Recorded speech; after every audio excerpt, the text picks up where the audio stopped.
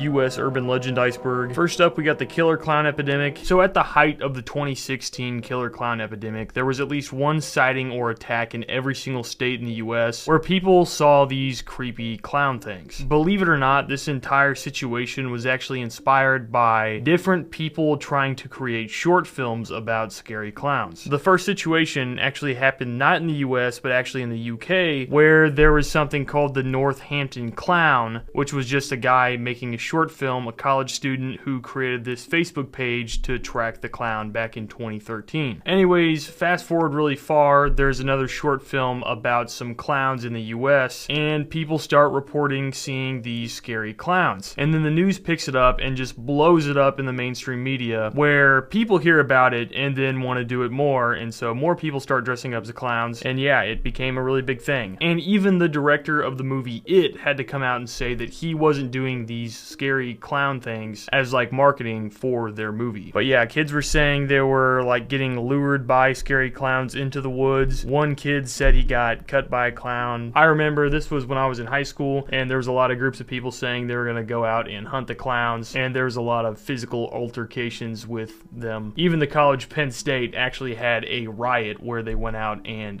500 students tried to get the clown, which I guess they riot a lot up there. So Walt Disney's frozen remains. So this is an urban legend about, you know, Walt Disney, the guy who created Disney, and about how either when he died or right before he died, they froze his body to then bring him back alive in the future. People think this because Walt Disney was like obsessed with the future and that sort of thing, and so they believe he either froze his body or just his head to preserve, and that they're keeping it underneath Disneyland under the Pirates of the Caribbean ride. That's part of the rumor. But also people like to say that they even created the movie Frozen to cover up the fact that they froze his body. But officially, Walt Disney's family said that they did cremate his body. I will say though, Walt Disney passed on the 15th of December in 1966, and the first person to officially be cryogenically frozen was in January 1967, just about a month afterwards. And so people like to point to that and say it actually was Walt Disney. So you never know. Black-eyed children. This was a modern urban legend that came about in the 1990s, where people were describing seeing these eerie figures with pale skin that looked like children with basically all black eyes with no whites or pupils in their eyes. Often they would report seeing these strange looking children knocking on windows or doors, trying to get inside their house or their vehicle. Not only that, but they said when they were in the presence of these children, they felt overwhelming dread. Bunny Man Bridge. This is an urban legend that originated from two main incidences. Basically, there's this bridge overpass in Clifton, Virginia, where in the past there has been a man in a bunny costume that has threatened people. The first incident was in 1970, where this guy and his fiance had parked their car near the bridge, and they said that a man smashed out their window with a hatchet and screamed at them about trespassing. When the police requested a description of the man, they said he was wearing a white bunny suit with big bunny ears. And then a little later that month, there was a second guy who was a security construction guy who said he saw a man standing on one of their unfinished houses chopping at a post on a porch with a hatchet. And then this bunny man started yelling at the construction guy, saying that he was gonna take off his head. And then in the following weeks, 50 other people actually contacted the police saying they had seen a man in a bunny suit. Anyways, the legend is the bunny man appears at midnight on Halloween. Michigan Dog Man. So this has been an incident where multiple people have said they see a 7-foot tall half dog, half man creature in Michigan. So allegedly this originated back in 1887 in Welford County, Michigan, where there was these two lumberjacks that saw a creature that they described as having a man's body in a dog's head. The legend goes that the dog man only appears in a 10-year cycle that falls on years ending with 7, but it can be deterred by just clapping loudly. In Paris, Michigan in 1937, another man named Robert Fortney was attacked by 5 dogs and said that one of the 5 dogs was walking on 2 legs. And there was 3 similar reports to that happening throughout Michigan in the 1950s and 60s. Melonheads. So this is a legend in Ohio, Michigan, and Connecticut that is about these children that have these big bulbous heads that sometimes attack people. The legend is that they were originally children with a condition called hydrocephalus that lived in the Michigan Junction Insane Asylum near this building called the felt mansion. The legend is that after being abused by the workers and doctors there, they escaped the asylum after it burned down. And then they fled into the woods, and now there's a bunch of feral people out there in the hills and caves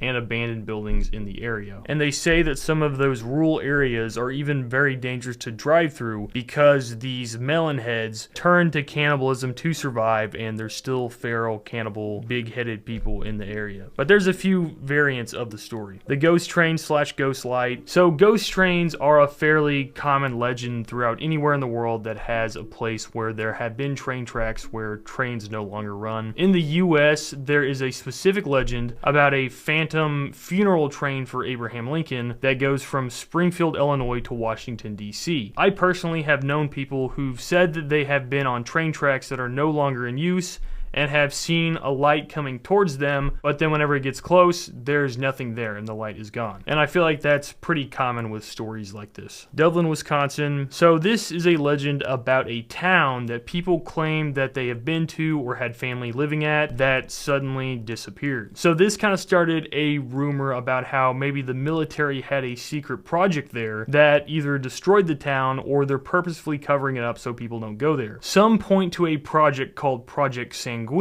which was actually a real project that was proposed back in 1968 that was going to be this station for communicating with submerged submarines, and they were going to use extremely low frequency radio waves to transmit tactical orders to US nuclear submarines anywhere in the world and even survive a nuclear attack. And the way they were going to do this is they proposed this system where they were going to create this massive antenna that covered 2/5 of the entire state of Wisconsin. That's 22,000 square miles. Anyways, when they proposed this, a lot of people were angry and said this would be terrible for the environment, and this project was replaced with a smaller version of the project. And so anyways, many people point to that project and say maybe this partly did happen and they completely took out of town for it. But honestly, it probably is just kind of like an inside joke on the internet about a place that never existed. And that is it for this iceberg. Thank you guys for watching. Thank you for being interested in extremely weird topics like this one. If you want to hear more like this, I'm doing more on my YouTube channel at Psychopoly. But thank you guys for following me and listening to my videos, and I will see you in the next one. Bye.